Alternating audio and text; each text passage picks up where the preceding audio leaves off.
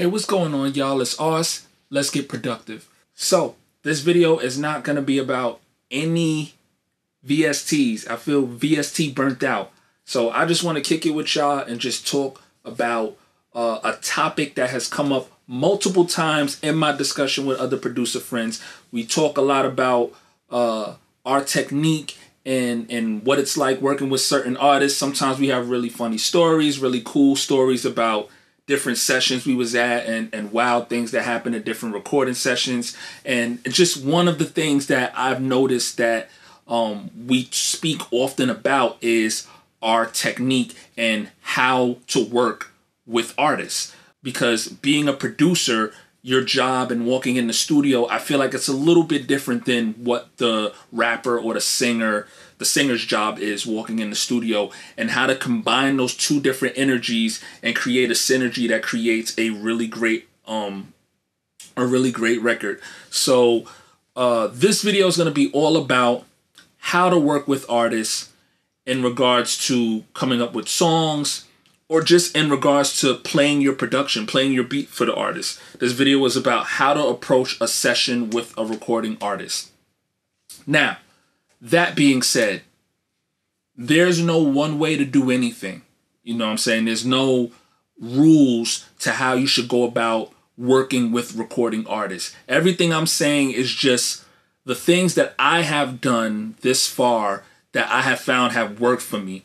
And I've found that these things work for me through lots of trial and error, literally making a fool of myself sometimes. But these are the things that have worked. So the first thing I like to do, and I feel like this is probably the most obvious sounding thing, but it's very real. Be as prepared as possible.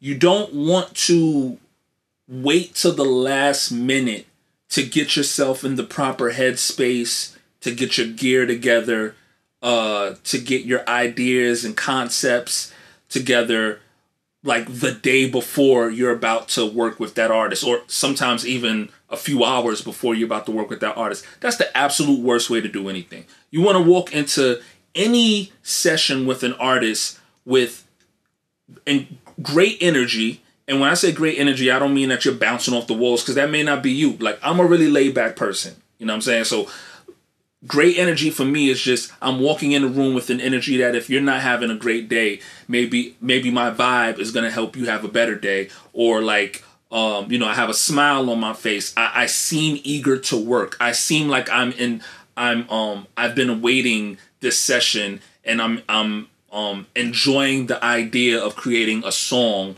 with this person. You don't want to walk in the studio seeming tired.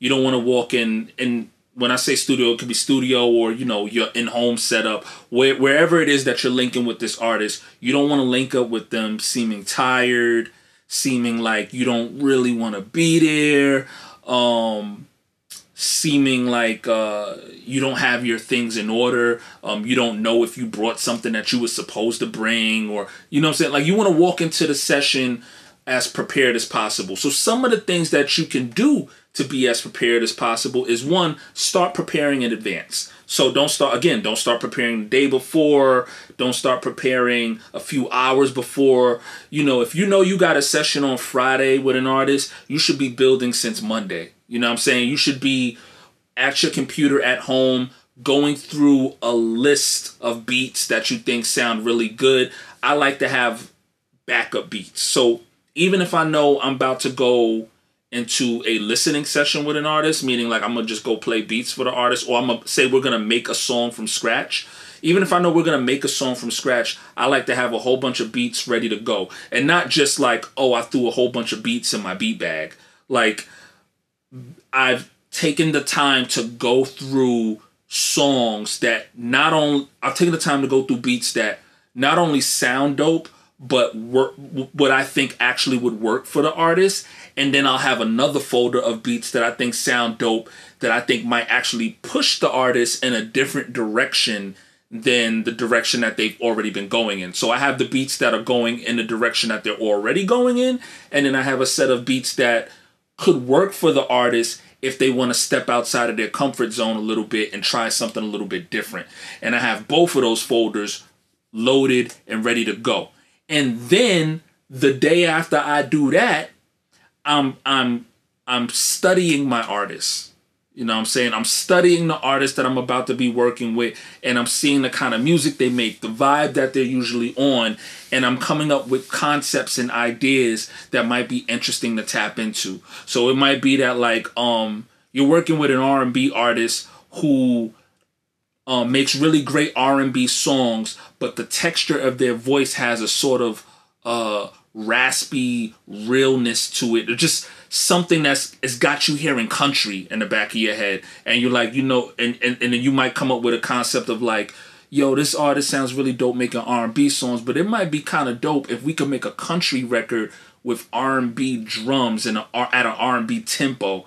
That way we're getting his voice on a country kind of set, on a country melody, because I keep hearing his voice and I feel like his voice would sound good on over some guitars or a country melody, but with some hard-hitting R&B drums at an R&B tempo. These are the kind of concepts, like, just start thinking of things. That way you're not walking into the room completely, you know, unarmed and just like you don't know what to do with yourself. You have a plethora of ideas and concepts that you can dig and pull out of your bag at any second.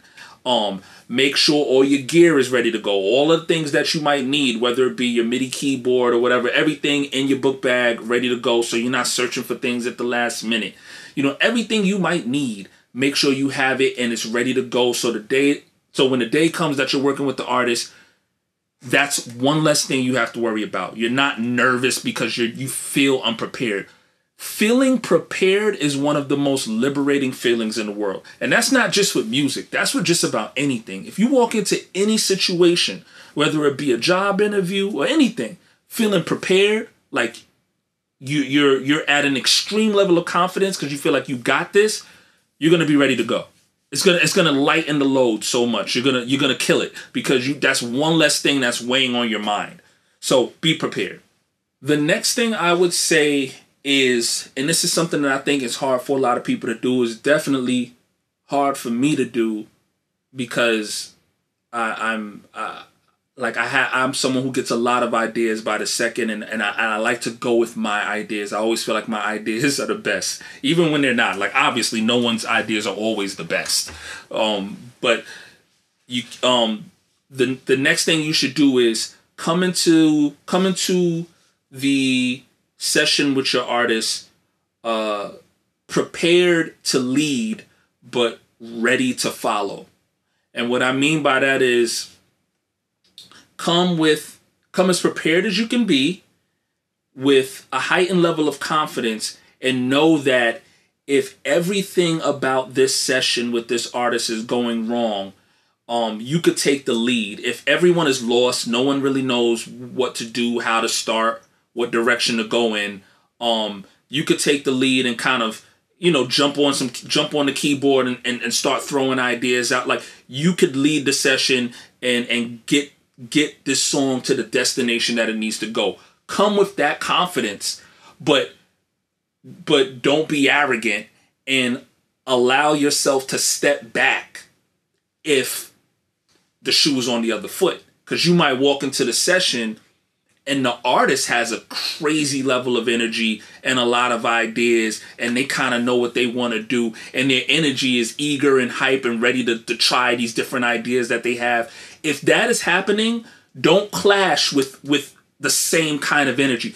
Nothing is going to get done if two people... It's kind of like in comedies, you have a straight guy and you have the comic relief. And if you have two people competing to be funny in one scene, sometimes it can be too much. Sometimes you need that one person to kind of dish the jokes, and you need the other person to kind of play the audience reaction and react to the jokes that's being dished. And like, and it's kind of the same way when you're working with an artist. Like, be prepared to be the one that's dishing the ideas. But if you come into the session and the artist already has a crazy amount of energy and a whole bunch of ideas, like, let it happen, because that could be some of the best things. One, you can find out things about yourself that you didn't know, like things musically. You can end up going in directions that you didn't know you can go in because you step back and you let the artist lead. And two, you could come up with concepts together that you never thought of, because the way you think of things and the way you see music is always going to be completely different than the way someone else does. And you'll never grow, and you'll never come up with something unique if you're always going off your perspective and not allowing someone else to feed you energy. So if you come into the session and the artist is feeding an insane amount of energy, let that energy flow. So come prepared to be the one feeding the energy. Come prepared to take the lead, but be ready to follow the lead if you have to. You know what I'm saying? Like, be ready to sit back and let the artist like go. Let the artist go. If you sitting in the house with an artist and he decide he want to freestyle for 30 minutes, let him freestyle for 30 minutes. Don't be like a robot and come into the session like, all right, you ready to hear my beats? Like, relax, bro. Like, you know what I'm saying? Have a beer, talk. You know what I'm saying? The artist might have had a bad day. Let the artist talk about their bad day. Let them vent. Like I said, if they want to freestyle, let them freestyle for a little bit. All of that is material. It's all fuel for what an amazing song could end up being if you allow it to happen. The next thing is something that I already kind of touched on in the beginning, and it's just study the artist. And part of doing that is taking the time to say, fuck what your ideas are. Let me go listen to this artist YouTube. Let me go see this artist YouTube page. Let me go listen to this artist SoundCloud. Let me study the artist. Let me not like walk into the session and be kind of meeting the artist for the first time.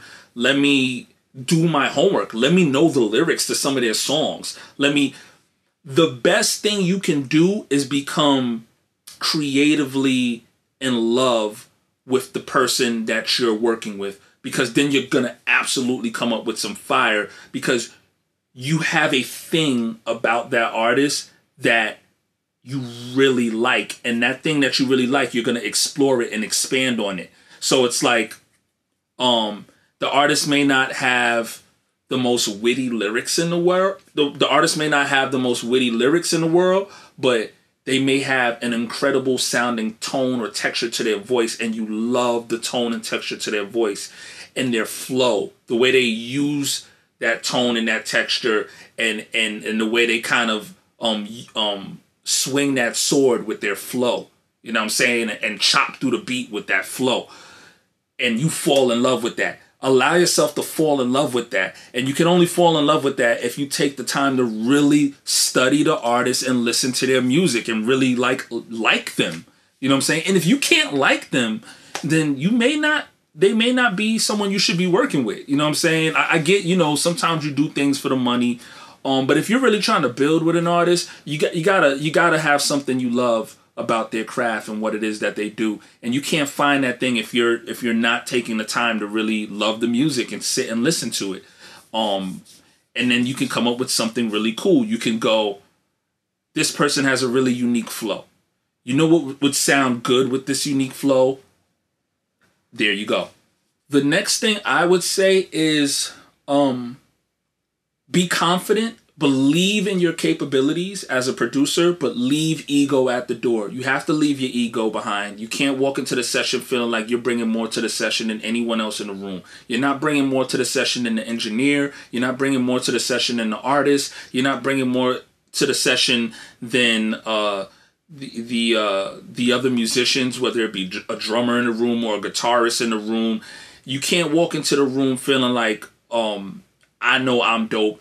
And that heightened level of self-awareness and confidence is making you go, I want to be here and I like what everyone else does, but I'm obviously bringing more to the situation than everyone else. Like, leave the ego behind, because it's going to clash inevitably. At a certain point in the session and in creation of whatever it is that you're trying to create, you're going to have an idea, or that artist is going to have an idea, and your ego is going to prevent you from hearing the other voices in the room. And that's dangerous, man. Like, if you want to create something really good, you got to hear other voices. And you don't have to always agree with everything, but you have to allow yourself to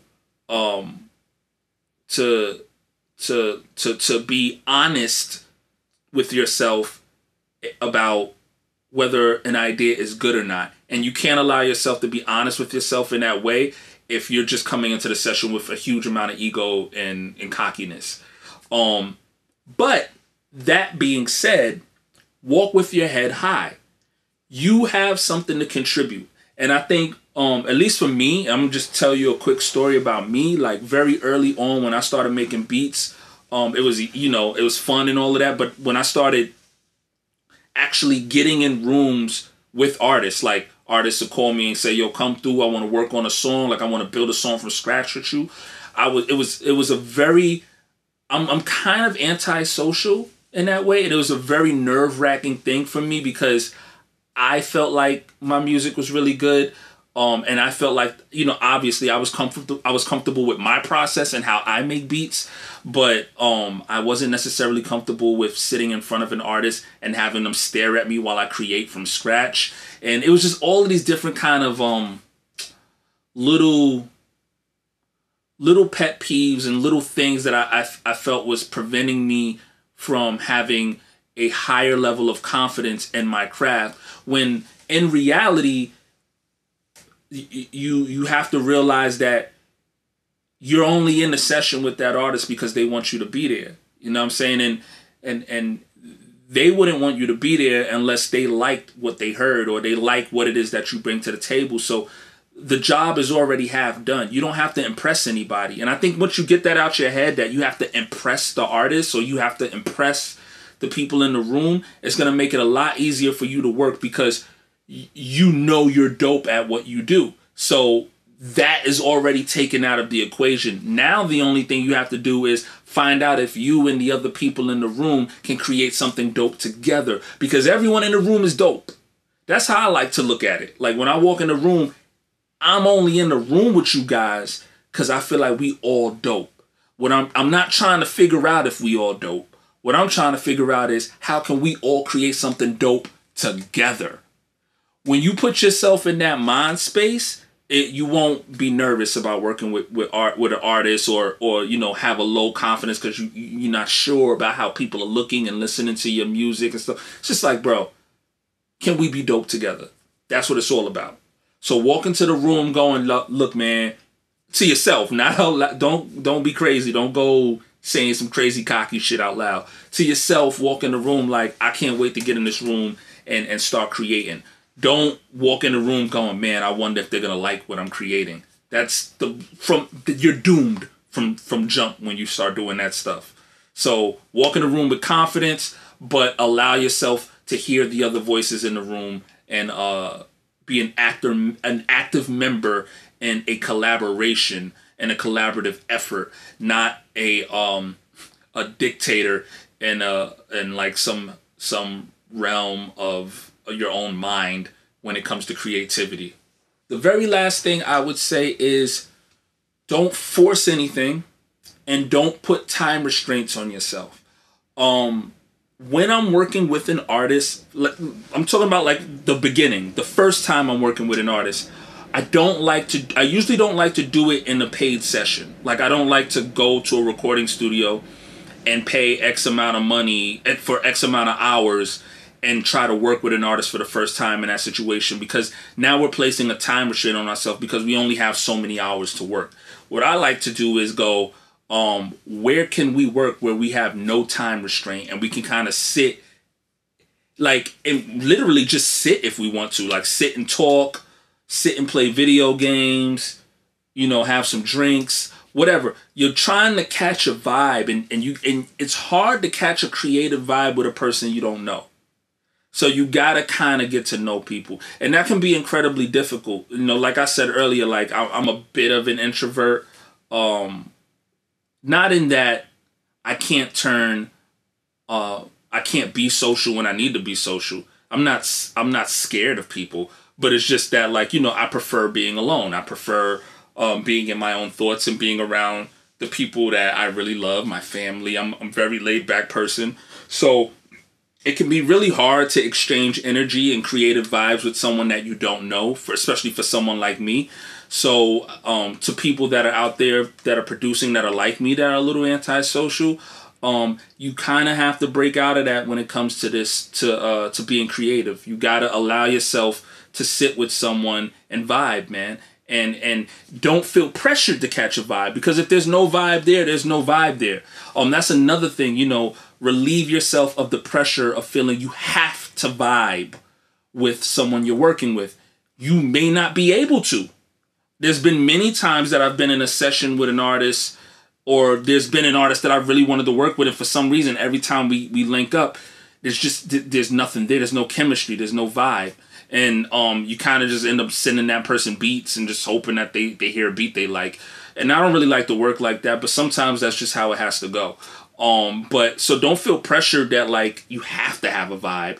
But if you do want to have a really great creative bond with someone, you have to know the person. And the only way to get to know the person is to hang and kind of vibe. And you can't do that with time restraints. You can't go into a 4-hour recording session and be like, I'm going to get to know this person, vibe with this person, and come up with a hit record in 4 hours. It's not how it works. That's not even how music works. You can't put a time limit or any kind of creative pressure on how you create and how long it takes you to make a song. Sometimes some songs happen in minutes. Some songs happen in months. Some songs happen in years. Some songs, a concept may be developed today, and the concept doesn't even get fully realized and developed and finished for 2 years. You know what I'm saying? Like, you can't put restraints on anything.